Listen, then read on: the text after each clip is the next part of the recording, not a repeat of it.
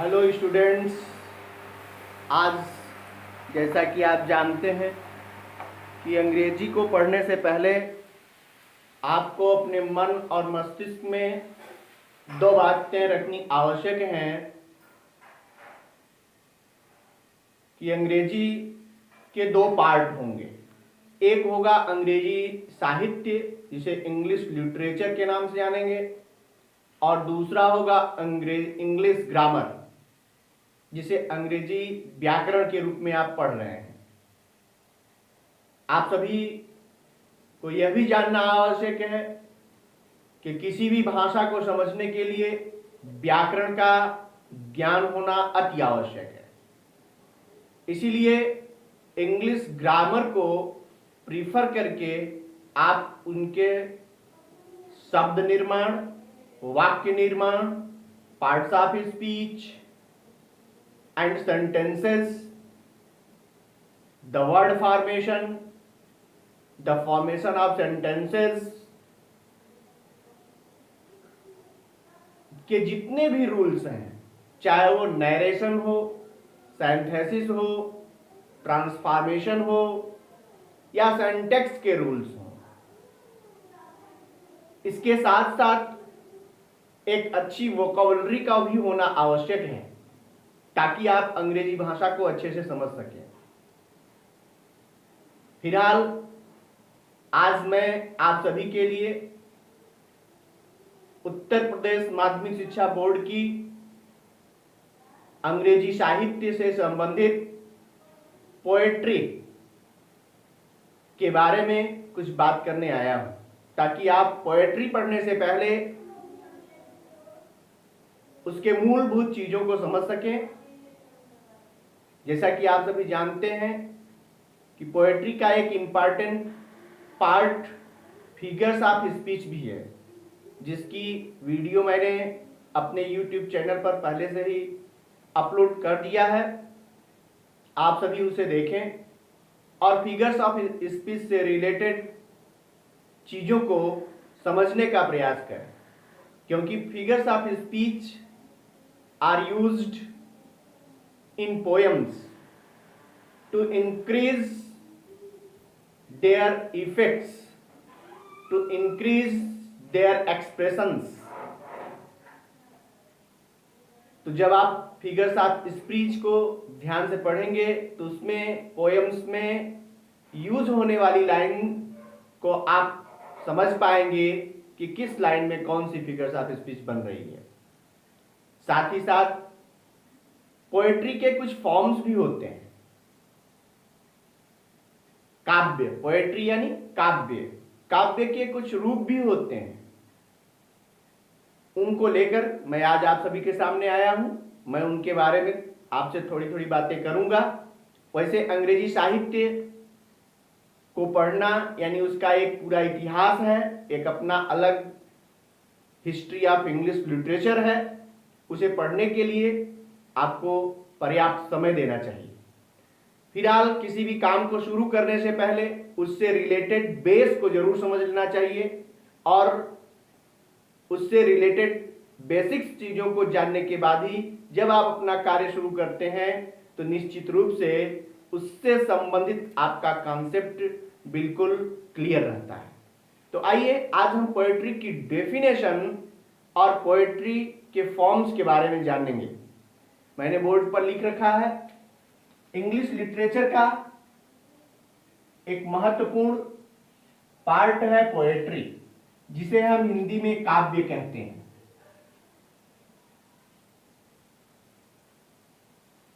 वास्तव में पोएट्री बनती कैसे है?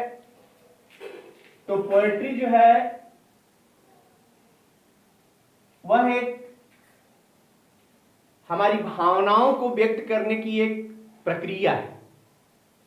जैसा कि अंग्रेजी साहित्य के एक महान कवि विलियम वर्ड्सवर्थ की मैंने यह डेफिनेशन यहां लिख रखी है, आप देखें। Poetry is spontaneous overflow of powerful feelings. वास्तव में पोएट्री जो है वह स्पॉन्टेनियस ओवरफ्लो है।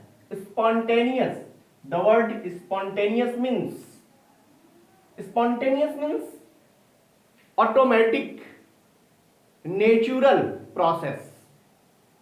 स्पॉन्टेनियस यानी एक तरह से अपने आप होने वाली प्रक्रिया, that cannot be forced, that cannot be ordered to do. It is natural and it is automatic process which comes from our heart. जैसे कि लाइन का हिंदी अर्थ समझे तो और भी स्पष्ट होगा कि काव्य जो है वह एक अपने आप प्रवाहित होने वाली, किसकी, पावरफुल फीलिंग्स, हमारी शक्तिशाली भावनाओं की अपने आप प्रवाहित होने वाली प्रक्रिया है। काव्य अपने भावनाओं की अपने आप प्रवाहित होने वाली एक प्रक्रिया है जो पोयम के रूप में आती है। प्रिय विद्यार्थियों, जब भावनाएं हृदय में भर जाती हैं जिनको हम अपने सामान्य वे में एक्सप्रेस नहीं कर पाते, that takes the form of poetry. इसी तरह पोएट्री को समझने के लिए आपको और भी इंपॉर्टेंट कुछ चीजें जाननी चाहिए। जब आप पोएम्स पढ़ेंगे, स्पेशली यूपी बोर्ड में प्रेस्क्राइब्ड जो पोएम्स हैं, पोएट्री की पोएम्स हैं, उनको जब आप पढ़ेंगे तो उसमें भिन्न भिन्न तरह की पोएम होंगी जो भिन्न भिन्न फॉर्म में होंगी, डिफरेंट फॉर्म में होंगी। कौन कौन से फॉर्म होते हैं? तो पोएट्री के फॉर्म देखते हैं, फॉर्म्स ऑफ पोएट्री। पोएट्री के फॉर्म यानी रूप, स्वरूप कितने तरह का हो सकता है। Specially there are two main forms of poetry. Poetry के दो फॉर्म्स बनते हैं, दो रूपों में पोएट्री आपके समक्ष आती है। वह है, सबसे पहला है, first one is narrative poetry. Narrative poetry के पार्ट्स बनाए गए। नैरेटिव पोएट्री में कौन कौन आते हैं? तो the ballot, the first one is the ballot. Narrative poetry के अंतर्गत द बैलेट। बैलेट के बारे में आप जाने, बैलेट एक ऐसी पोयम जिसमें एक कहानी भी छिपी हो, एक कहानी को लिए हुए एक कोई पोयम एक्सप्रेस की गई, that is the form of ballot. Intermediate के कोर्स में आप पढ़ेंगे एक लोकप्रिय कवि, अंग्रेजी साहित्य के लोकप्रिय कवि जॉन किट्स को, जिनकी एक पोयम है जिसकी फ्रेंच टाइटल है ला वैली डेम सेंस मर्सी, जिसका अंग्रेजी रूपांतरण है a beautiful lady without mercy, that is in the form of ballot. उसमें एक कहानी भी है और वो कविता के रूप में प्रस्तुत की गई है। तो इस प्रकार से आप बैलेट का भी एग्जाम्पल देखेंगे। इपिक, नैरेटिव पोएट्री में सेकेंड द इपिक। इपिक का मतलब महाकाव्य। क्योंकि आप हिंदी साहित्य में हिंदी भी पढ़ते हैं तो हिंदी साहित्य में महाकाव्य के एग्जाम्पल के रूप में रामायण, महाभारत को आपने देखा, सुना है। तो एक ये कह सकते हैं आप कि एक बड़ी कविता का एक या बड़ी कविताओं का एक संग्रह तैयार करके इपिक महाकाव्य तैयार किया जाता है।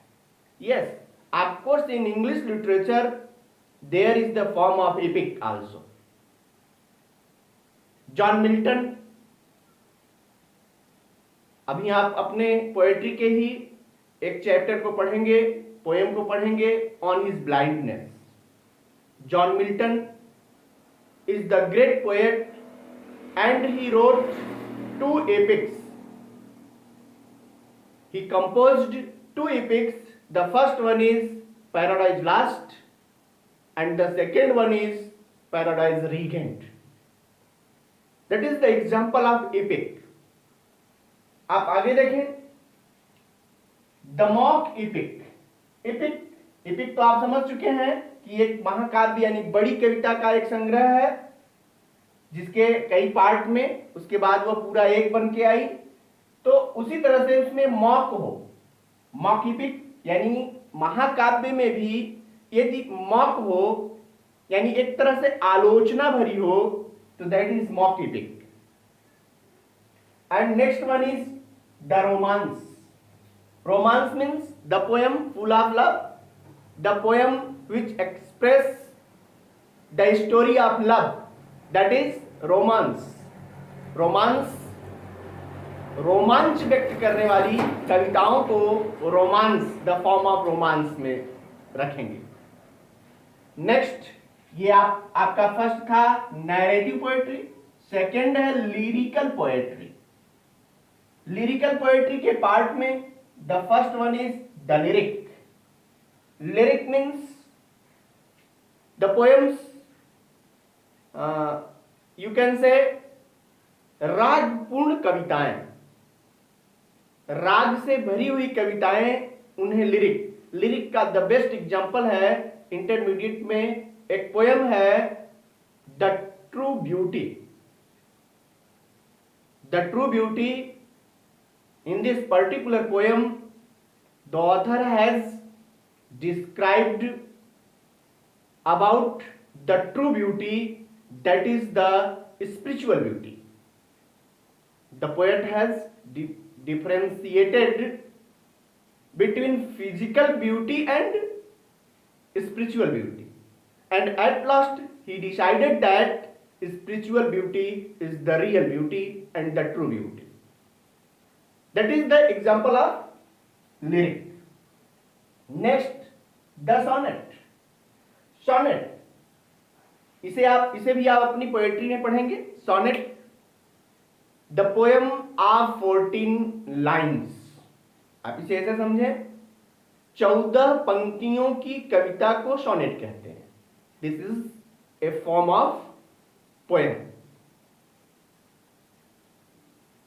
ये दो तरह के सॉनेट्स आपको देखने को मिलेंगे, एक English sonnet and second one is